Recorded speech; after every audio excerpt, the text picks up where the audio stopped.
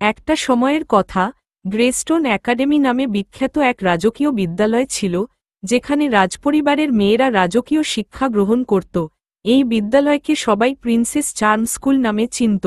এখানে ছাত্রীরা রাজকীয় আদব কায়দা, সৌন্দর্য, উদারতা এবং নেতৃত্ব দেওয়ার শিক্ষা পেত। ব্লেয়ার উইলো ছিল এক সাধারণ মেয়ে, যে তার মা এবং ছোট বোন জেনের সাথে রাজধানী বাকিংহ্যামে থাকত। সে একটি ক্যাফেতে কাজ করত এবং সবসময় স্বপ্ন দেখত যে সে একদিন রাজকন্যার মতো জীবনযাপন করবে। একদিন এক বিস্ময়কর ঘটনা ঘটে। ব্লেয়ার জানতে পারে যে সে প্রিন্সেস চার্মো স্কুলে ভর্তি হওয়ার জন্য লটারি জিতেছে। ব্লেয়ার আনন্দে আত্মহারা হয়ে একাডেমিতে যোগ দেয়।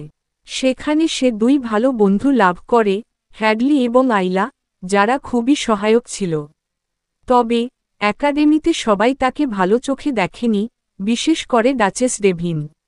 ডাচেস ডেভিন ছিলেন এক স্বার্থপর নারী, যিনি তার মেয়ে ডেলেন্সিকে রাজ্যের ভবিষ্যৎ রাজকন্যা বানাতে চেয়েছিলেন।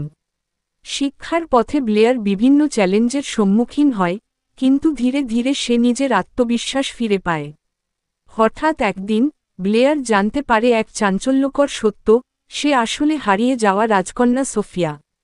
বহু বছর আগে এক দুর্ঘটনায় রাজা রানী মারা যান, এবং ব্লেয়ার সোফিয়া কোনোভাবে সাধারণ মানুষের মাঝে হারিয়ে যায়। ডাচেস ডেভিন এই সত্য গোপন করতে চেয়েছিল, কারণ সে চেয়েছিল নিজের মেয়েকে সিংহাসনে বসাতে। তবে ব্লেয়ারের বন্ধুরা ও তার আত্মবিশ্বাস তাকে সাহায্য করে সত্য উন্মোচনে। অবশেষে ব্লেয়ার প্রমাণ করতে পারে যে সেই আসল উত্তরাধিকারী, এবং রাজ্যের নতুন রানী হিসেবে দায়িত্ব গ্রহণ করে। ব্লেয়ার, যে এক সাধারণ মেয়ে ছিল, ধীরে ধীরে নিজের ভেতরে থাকা রাজকীয় গুণাবলী আবিষ্কার করে এবং সত্যিকারের রাজকন্যা হয়ে ওঠে। সে তার পরিবারের জন্য সুবিচার আনে এবং সবাইকে শেখায়, একজন সত্যিকারের রাজকন্যা মনের সৌন্দর্যে উজ্জ্বল হয়, শুধু বাহ্যিক চাকচিক্যে নয়।